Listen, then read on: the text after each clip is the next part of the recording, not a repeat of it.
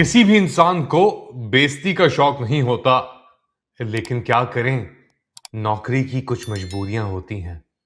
D G I S P R یعنی پاکستان کے army کے ترجمان چودھری احمد شریف کی بھی کچھ ایسی ہی کیفیت ہے۔ لیٹ علی شو یو کے اس ایپیسوڈ میں آپ سب کو خوش آمدید۔ Do like, subscribe and share this content. Pakistan کے آرمی ترجمان چودھری احمد شریف نے ایک اور پریس کانفرنس کی، جس کو بظاہر طور پر تو غیر سیاسی قرار دیا گیا، لیکن حقیقتاً اس کے اندر ایک جماعت کو اور ایک قیدی کو نشانہ دوبارہ بنایا گیا۔ جی ہاں، میں بات کر رہا ہوں پاکستان تحریک انصاف کی اور اس کے قائد عمران خان کی، جو پچھلے تقریباً 900 دن سے قید کے اندر ہیں اور پچھلے 1.5-2 مہینے سے قید تنہائی کے اندر ہیں۔ ان کا نہ ہم نے نام سنا ٹی وی پہ اور نہ ان کی ہم نے شکل یا تصویر دیکھی ٹیلی ویژن پہ، اخباروں میں، جریدوں میں، انٹرنیٹ پہ، کہیں بھی۔ لیکن اس سب کے باوجود ایک جماعت کو پچھلے تقریباً 3 سال کھڈے لائن لگانے کے باوجود، اس کے قائد کو اور دیگر اور لیڈران کو قید میں رکھنے کے باوجود، ان پہ درجنوں کے حساب سے کیسز لگانے کے باوجود، انفیکٹ جو بھی بندہ تنقید کرتا ہے اس کو دہشت گرد قرار دینے کے باوجود، آج بھی یہ حال ہے کہ ایک ملٹری اسپوکس پرسن، جس کا فوکس ہونا چاہیے اپنے آرمی انسٹیٹیوشن، دفاع، سرحدوں کے دفاع پر، وہ آج بھی ایک اور پریس کانفرنس میں کھڑا ہو کر چلا رہا ہے، چیخ رہا ہے، تنقید کر رہا ہے ایک سیاسی جماعت پر اور اس کے لیڈر پر۔ وہ سیاسی جماعت جو ابھی بھی ایک صوبے میں اقتدار میں ہے، جو ابھی بھی پاکستان کی سب سے بڑی سیاسی جماعت ہے۔ کیا وجہ ہے اس ڈر و خوف کی؟ دیکھیں، آپ شروعات کرتے ہیں ایک ویڈیو سے، پھر یہ کئی ویڈیوز آپ کو دکھاؤں گا میں، آپ ایک ایک کر کے اس کے اندر خود ہی اندازہ لگا لیں کہ یہ کیا بغض ہے، یہ کیا نفرت ہے، یہ کیا بے چینی ہے اور یہ کیا ڈر ہے جو چودھری احمد شریف کو تو نہیں، ان کے سربراہ کو اور اس ادارے کو مجبور کر رہا ہے لگاتار باقاعدہ یہ حرکتیں کرنے پر۔ وہ جو اس وقت کی حکومت تھی، وہ جو اس وقت لیڈر تھا، جو کہ اپنی پارٹی کو ایک ایز اے بالکل ڈکٹیٹر کے طور پہ چلاتا ہے۔ آپ دیکھیں کہ پوری پارٹی، وہ کہتے ہیں نا جمہوریت تو سب سے ساری پارٹی تو ایک بندے کے ریوالو کرتی ہے، اس وقت بھی پوری حکومت ایک بندے پہ ریوالو کرتی تھی۔ اس وقت بھی ان کو تھا بات چیت کرو، بات چیت کرو، بات چیت کرو، اور وہ جس چیز کے پیچھے پڑ جاتا ہے کہ بات چیت کرو، بات چیت کرو۔ اور جو اس وقت ڈی جی آئی تھے، وہ کدھر ہے اس وقت، جن کو انہوں نے اپنی سیاست کے لیے استعمال کیا۔ آپ یہ ادارے پہ نہیں لگا سکتے، یہ شخصیات کا کھیل تھا۔ بھائی وہ وزیر اعظم تھا، وہ بااختیار وزیر اعظم تھا، جو بعد میں کہتا ہے میرے پاس تو اختیار ہی کوئی نہیں تھا، فیصلہ نہیں کرتا ہوں۔ وہ اتنا بااختیار وزیر اعظم تھا کہ اس وقت تو وہ قوم کے جو آپ کا آرمی چیف ہے، اس کو قوم کا باپ بھی ڈکلیئر کر دیا تھا انہوں نے۔ اتنا اختیار تو کسی وزیر اعظم کے پاس نہیں تھا آج تک 1947 سے، کہ وہ کسی آرمی چیف کو قوم کا باپ ڈکلیئر کر دے۔ ہمیں تو یہ پتا ہے کہ قوم کا ایک ہی باپ ہے قائد اعظم محمد علی جناح، اور قوم کا ایک ہی شاعر ہے حکیم الامت علامہ اقبال۔ ہم تو اس کو پڑھ کے سے آئے تھے، یہ ایک نیا قوم کا باپ لے کے آگے تھے۔ تو وہ اپنی جماعت کو ڈکٹیٹر کی طرح چلاتا تھا۔ دیکھو اس نے کیا کیا فیض حمید کا، جو جیل میں بیٹھا ہے آج، جس کے خلاف مارشل لا ہو گیا۔ ہاں، بس ہر کوئی احمد شریف صاحب آپ کی نگاہ میں صرف ایک ہی مجرم ہے اس پوری کہانی کا، صرف ایک ہی ولن ہے اس پوری کہانی کا۔ مگر تنقید وہاں تک نہیں روکی گئی، پھر الزام تراشی کی گئی، الزام لگائے گئے۔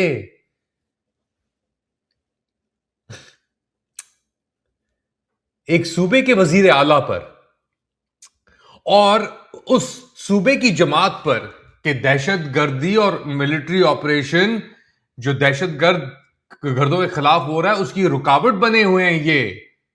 کوئی پوچھے ان سے کہ دہشت گرد ان پہ حملے کیوں نہیں کرتے؟ کہ why Khyber Pakhtunkhwa almost 80% of the terrorist incidents why they are happening in Khyber Pakhtunkhwa. اس کی بنیادی وجہ ہے it is that politically conducive environment جو وہاں پہ پرووائڈ کیا جاتا ہے and the political criminal terror nexus جو وہاں پہ فلرش کر رہا ہے. سوال یہ ہے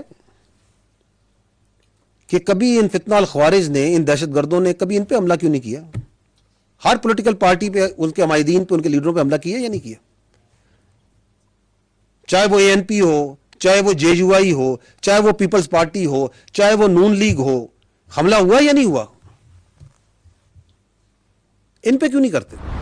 اور بات وہاں تک محدود نہیں کی، پھر نشانہ بنایا ینگ لائرز کو جو آواز اٹھا رہے ہیں گمشدگیوں کے خلاف، اسٹیٹ سپانسرڈ انفورسڈ ڈسپیئرنسز جو ہیں جنہیں ہم کہتے ہیں، نام لیے بغیر ٹویٹس دکھائی گئیں.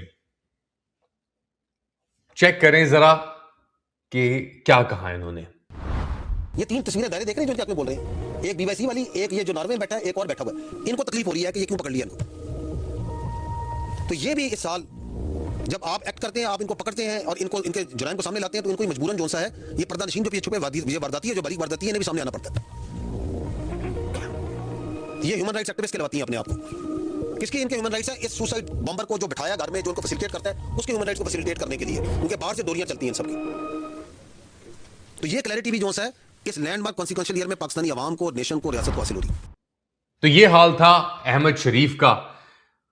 ایک اور آپ کو کلپ سنا دیتا ہوں کہ آپ کو کوئی شک نہ رہے کہ کیا یہ سائیکوسس ہے، کیونکہ جن لوگوں کی ذمہ داری ہے، جس ادارے نے کہ سپاہیوں نے اس ملک کا دفاع کیا، اس اپنے ملک کا دفاع کیا اور اپنی جانیں دی، الٹیمیٹ پرائز پے کی انہوں نے شہادتیں دے کر، اس کا ترجمان ایک بار پھر صحافیوں کو اور یوٹیوبرز کو جمع کر کے یہ حرکتیں کر رہا ہے. یہ شرم کا مقام نہیں آپ کے خیال سے؟ دیکھیں ذرا. یہ فرما رہے ہیں کہ اسی طرح ایک زمانے میں ANP کو غیر مقبول کیا گیا تھا. ANP اور پولیٹیکل اور باقی بہت سے پولیٹیشنز اور پولیٹیکل پارٹی خیبر پختونخوا کی غیور پولیٹیکل پارٹیز، محب وطن، اس اپنی دھرتی سے پیار کرنے والے، وہ اس دہشت گردی کے خلاف کھڑے ہوئے یا نہیں کھڑے ہوئے؟ انہوں نے سینوں پہ گولیاں کھائیں. تو یہ کہہ رہے ہیں کہ ہم نہیں مرنے کو تیار، ہم نہیں کھڑے ہوں گے، ہم ان کے ساتھ شامل ہوں گے. تو اب کوئی شک نہیں ہونا چاہیے کہ کیا سائیکوسس ہے، وہ کیا ذہنی مرض ہے جس میں یہ سب لوگ مبتلا ہو گئے ہیں. اس مرض کا نام ہے اس ذہنی مرض کا نام جو ان تک لگ گیا ہے، وہ بیماری ہے ان کے لیے قیدی 804. اور قیدی 804 نے ان کو اتنا رلایا ہے کہ یہ اپنا رونا باقی پوری دنیا کے سامنے وہ ڈرٹی لانڈریز ایئر کرتے ہیں جو ان کے ذہن سے جس کی بو نہیں اتر رہی. وہ بندہ جو ابھی تک اس کی ایک ٹویٹ کی وجہ سے اس کو قید تنہائی میں ڈال دیا انہوں نے، اس کے لیے یہ لوگ نکالتے ہیں انجینئر مرزا ٹائپ کے ٹچوں کو، اڈیالہ جیل بھیجتے ہیں اور پھر نکالتے ہیں اور پھر آگے گواہیاں دلواتے ہیں پاکستان کے سب سے مہناز کوٹ ان کوٹ شوز کے اوپر. یہ تو ان کا لیول ہے. ہر طرف انہوں نے جنگ شروع کی ہوئی ہے پاکستانیوں کے خلاف، اس ایک مرض میں مبتلا ہو کر. آپ کی سرحدیں اس وقت، آپ کا یہ جو سال گزرا ہے 2015 کا پچھلا، وہ آرمی کے لیے، ملک کے لیے 4000 لوگ اس کے اندر مارے گئے ہیں پاکستانی. اس میں سپاہی بھی شامل ہیں، اس کے اندر سویلینز بھی شامل ہیں، اس کے اندر دہشت گرد بھی شامل ہیں. 2015 کے بعد سب سے بدترین یہ سال تھا دہشت گرد حملوں کو لے کر اور شہادتوں کو لے کر. اور پریس کانفرنس کس پہ کی جا رہی ہے وہ تو آپ نے دیکھ لیا. ساتھ ساتھ آج ایک بار پھر اڈیالہ جیل کے باہر دھرنا لگا، کیونکہ بہنوں کی ملاقات اس قیدی سے جس کے مرض میں یہ مبتلا ہیں ان سے ملاقات نہیں ہوئی.